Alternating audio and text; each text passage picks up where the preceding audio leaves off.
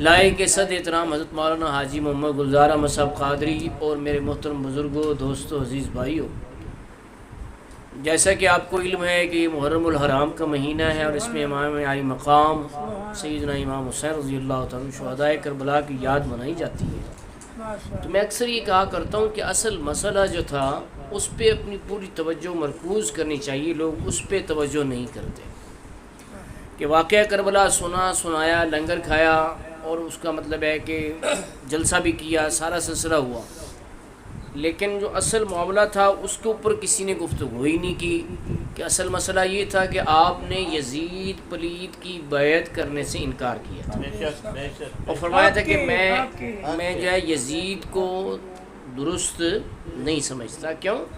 وہ فاسق و فاجر ہے اور وہ شریعت و سنت کی خلاف ورزی کرنے والا ہے، لہٰذا میں اس کی بیعت نہیں کر سکتا۔ آخری دم تک آپ اپنے اس موقف پہ ڈٹے رہے، آپ نے اس پہ کوئی کمپرومائز نہیں کیا۔ اب میں دور حاضر کے لحاظ سے یہ عرض کرنا چاہتا ہوں کہ امام عالی مقام نے اپنے اس طرز عمل سے اور اپنی اس قربانی سے قیامت تک کے لوگوں کو یہ سبق دیا کہ تمہارا حاکم کون ہونا چاہیے، حاکم کا کرائیٹیریا کیا ہے۔ اب معذرت کے ساتھ میں یہ سوال کروں گا کہ کیا ہم اپنا حاکم چنتے ہوئے یہ کرائیٹیریا سامنے رکھتے ہیں؟ تو ٹروتھ از بیٹر، سچی بات کڑوی تو ہوتی ہے لیکن حقائق ہیں، گراؤنڈ ریئلٹیز ہیں کہ ہمارے ہاں اپنا رہبر، اپنا رہنما، اپنا پیشوا، اپنا لیڈر، اپنا قائد چنتے ہوئے کوئی بھی اس کرائیٹیریا کو سامنے نہیں رکھتا۔ انہوں نے یہ رکھا کہ دولت مند ہو، ہمارے بچوں کو ملازمتیں دلائیں، ہمارے کام کریں، وہ ہمارا لیڈر ہوگا۔ لیکن امام عالی مقام نے تو کوئی اور کرائیٹیریا دیا۔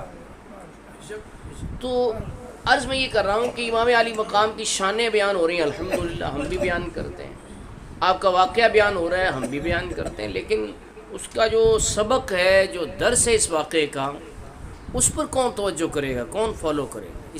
اچھا یہ تو ہو گیا نا حاکم کو چننے کا معاملہ۔ لوگ پیر پکڑتے وقت بھی کہتے ہیں جی اس پہ کرشمہ ہے، اس کے پاس کوئی عملیات ہیں، وہ کرشمے دکھاتا ہے، لیکن کیا امام عالی مقام نے یہ کرائیٹیریا دیا؟ نہیں، بالکل۔ اب پیر بھی وہی ہونا چاہیے جو شریعت کا پابند ہو، سنت رسول صلی اللہ علیہ وآلہ وسلم پہ عمل کرنے والا ہو۔ ایک بات اسی سے فیض لیتے ہوئے ایک اور عرض کرنا چاہتا ہوں کہ رشتہ داری کرتے ہیں، شادیاں کرتے ہیں، رشتہ طے کرتے ہیں، حدیث پاک میں 4 وجوہ سے رشتہ طے کیا جاتا ہے۔ نمبر 1 تو یہ ہے کہ حسب، نسب، برادری، دولت اور دین۔ رسول کریم صلی اللہ علیہ وسلم فرمایا علیکم بذات الدین، تم پر لازم ہے کہ دینداری کو اختیار کرو۔ لیکن یہاں پھر میں سوال کرنا چاہتا ہوں کہ آیا ان مواقع پہ آپ دینداری دیکھتے ہیں؟ میرا خیال اس کو سب سے آخری نمبر پہ رکھتے ہیں لوگ، بلکہ یہ بھی نہیں دیکھتے کہ دیندار بھی ہے لڑکا یا لڑکی جہاں رشتہ کرنے لگے ہیں وہ دیندار ہے۔ سب سے پہلے دولت دیکھیں گے، ہاں جی، پھر کوٹھی کار یہ وہ، ہاں کرو فر۔ تو امام علی مقام کی اس قربانی سے ان کے بھائیوں، بھانجوں، بھتیجوں، بیٹوں کی قربانی سے کیا سبق لیا؟ انہوں نے شریعت و سنت کی بالادستی پہ یقین رکھتے ہیں کہ سب سے اوپر دین ہے۔ انہوں نے یہ سبق دیا کہ سب چیزیں بعد میں، محلے داری بعد میں، رشتہ داری بعد میں، علاقہ داری بعد میں، لسانی تعلق بعد میں، جی سب سے پہلے کیا ہے؟ دین۔ تو اس سے ہمیں یہ سبق ملا کہ ہم بھی ہر معاملے میں دین کو پریورٹی دیں، دین کو ترجیح دیں، دین کو سب سے بلند رکھیں۔ لیکن معذرت کے ساتھ میں یہ عرض کر رہا ہوں کہ دعویٰ تو سب کا ہی ہوتا ہے محبت کا، لیکن عملی میزان میں کوئی پورا اترتا ہے۔ جی کہنے والے کہا عجیب تیری عقیدت ہے، عجیب تیرا نظام، حسین سے بھی محبت اور یزید کو بھی سلام۔ کہ دعویٰ محبت ہے امام علی مقام سے، اور جو وقت کے یزید ہیں، یزید ایک سوچ کا نام ہے، ایک فکر، یزید مغرور تھا، متکبر تھا، اقتدار کا رسیہ تھا، شہرت کا متلاشی تھا، یہ سارے عیوب اس میں تھے۔ اس نے کہا کہ شراب و شباب کا بھی عادی تھا، یہ سارے عیوب اس میں تھے۔ تو آج کل کے جو لیڈرز ہیں کیا ان میں یہ عیوب نہیں ہیں؟ ان کو تو بہت اچھے طریقے سے سینے سے لگاتے ہیں، ہمارے لیڈر ہیں، ہمارے رہبر ہیں۔ کسی نے اس موقع پہ دین کو ترجیح نہیں دی، دین کا کسی نے بھی ذکر نہیں کیا۔ تو میں یہ عرض کرتا ہوں کہ پھر اس کا مطلب ہے کہ واقعہ کربلا جو ہم سنتے سناتے ہیں ایک فارمیلٹی ہے، ایک رسم ہے بس، کہ سنا سنایا لنگر کھایا گیا۔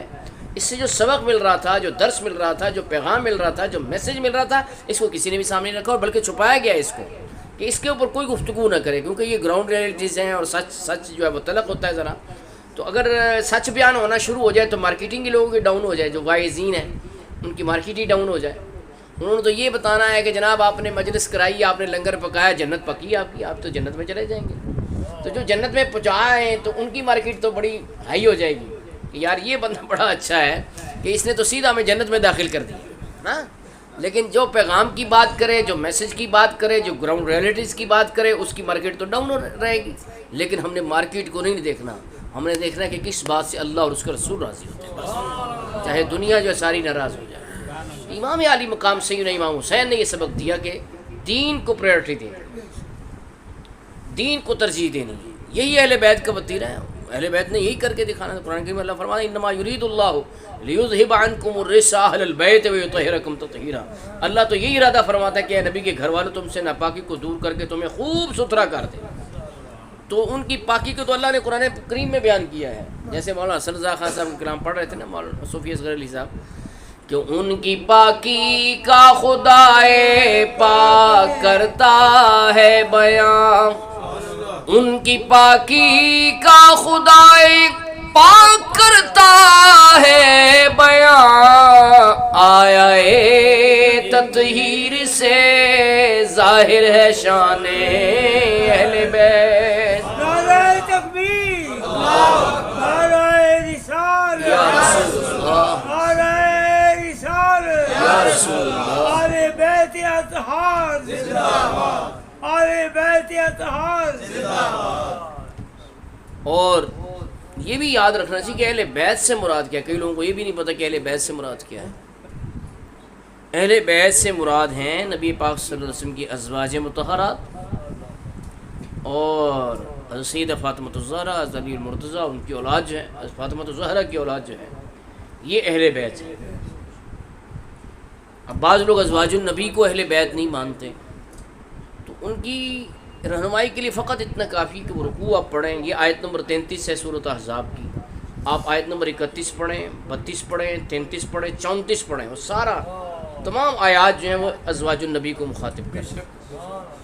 مثلا آیت نمبر 32 کا آغاز ہوتا ہے یا نساء النبی لستن کاحد من النساء، یہ بھی نبی پاک کے ازواج مطہرات کو خطاب ہے۔ تو یہ آپ نے یاد رکھنا ہے کہ ازواج النبی اہل بیت میں سے ہیں، اور قرآن کریم کا جو محاورہ ہے وہ بھی اہل بیت میں سب سے پہلے ازواج کو داخل کرتا ہے۔ جیسے سورۃ ہود کی آیت نمبر 73 میں ذکر ہے کہ حضرت سارہ کو جب فرشتوں نے آ کر اسحاق علیہ السلام کی بشارت دی تو انہوں نے کیا کہا تھا؟ حضرت ابراہیم علیہ السلام کی زوجہ تھی نا حضرت سارہ، ان کو آ کے جب خوشخبری سنائی تو کن الفاظ میں سنائی؟ فرشتوں نے کہا قالوا اتعجبین من امر اللہ رحمت اللہ وبرکاتہ علیکم اہل البیت، تم اللہ کے حکم پر تعجب کرتی ہو، اللہ کی رحمت اور اس کی برکتیں ہوں اے گھر والوں، اور مراد کون ہے؟ حضرت سارہ۔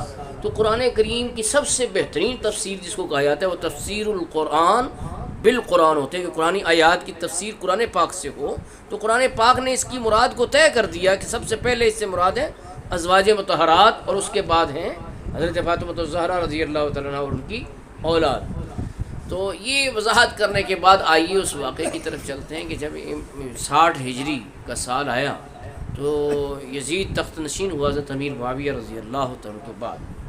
تو یزید نے جب بیعت کا مطالبہ کیا تو امام علی مقام نے انکار کیا. وہ بات میں نے شروع میں ہی آپ کے سامنے رکھی ہے. تو آپ نے مدینہ المنورہ کو چھوڑ دیا کہ یہاں پر کہیں خون ریزی نہ ہو جائے، یعنی مدینہ منورہ کا اتنا ادب کیا. پھر مکہ المکرمہ چلے گئے، اس لیے کہ وہاں تو جانور کو بھی مارنا منع ہے، تو یہاں پر کوئی تعرض نہیں کرے گا. لیکن وہاں پر بھی آپ کو پریشرائز کیا گیا کہ آپ بیعت کریں. تو آپ نے مکہ المکرمہ عین ذی الحج کی 3 تاریخ کو چھوڑنے کا پروگرام بنایا. حالانکہ 6 دن بعد 9 تاریخ کو حج ہونا ہے، لیکن آپ نے کیوں چھوڑا؟ حالانکہ حج کا آپ کو اتنا شوق ہے کہ الاستیاب فی معرفت الاصحاب میں لکھا ہے کہ آپ نے 25 حج پیدل چل کر کیا. اب آپ مکہ شریف میں موجود ہوتے ہوئے بھی حج کو کیوں چھوڑ رہے ہیں؟ تو آپ نے پہلا سبب یہ بیان کیا کہ میری وجہ سے کہیں مکے کی حرمت کو حلال نہ کر لیا جائے، یہاں پر خون ریزی نہ ہو. نمبر 1 تو یہ وجہ ہے. پھر جب پوچھا گیا تو آپ نے کہا کہ یہ خطوط جو آئے ہیں کوفیوں کے، اس میں انہوں نے مجھے بلایا اور بہت زور دیا ہے، اس وجہ سے میں جا رہا ہوں ان کی دعوت کے جواب میں. پھر جب صحابہ اکرام جو اکابر صحابہ تھے، جیسے جابر بن عبداللہ رضی اللہ تعالیٰ عنہ، حضرت ابو سعید خدری رضی اللہ تعالیٰ عنہ، حضرت عبداللہ ابن عمر جو سیدنا عمر فاروق اعظم کے صاحبزادے ہیں، حضرت عبداللہ بن زبیر جو حضرت زبیر ابن العوام کے صاحبزادے ہیں، حضرت عبداللہ بن عباس جو حضرت عباس کے صاحبزادے ہیں، ان سب نے بڑا اصرار کیا کہ آپ نہ جائیں، کیونکہ کوفی جو ہیں وہ قابل اعتبار نہیں ہے کہ آپ کے والد صاحب کے ساتھ دھوکہ کیا، آپ کے بھائی کے ساتھ دھوکہ کیا، آپ کے ساتھ بھی کریں گے کہ ان کی سرشت میں وفا نہیں ہے. تو پھر بھی آپ نے یہ عزم کیا اور ان سے یہ کہا، اسد الغابہ فی معرفت الصحابہ میں یہ لکھا ہے کہ آپ نے ان سے کہا کہ مجھے خواب میں رسول پاک صلی اللہ علیہ وسلم نے ایک حکم دیا ہے جس کی تعمیل کے لیے میں وہاں جانا چاہتا ہوں. اب اللہ انہوں نے یہ دریافت کیا کیا حکم دیا، تو کہا یہ میں نے نہیں بتانا کہ کیا حکم دیا ہے. اب اللہ بہتر جانتا ہے اس میں کیا حکم ہے. کوئی صبر کی تلقین تھی، یہ بتانا تھا کہ ایسا واقعہ ہوگا اور آپ کے پائے ثبات میں لغزش نہیں آنی چاہیے، تو وہاں سے چلے.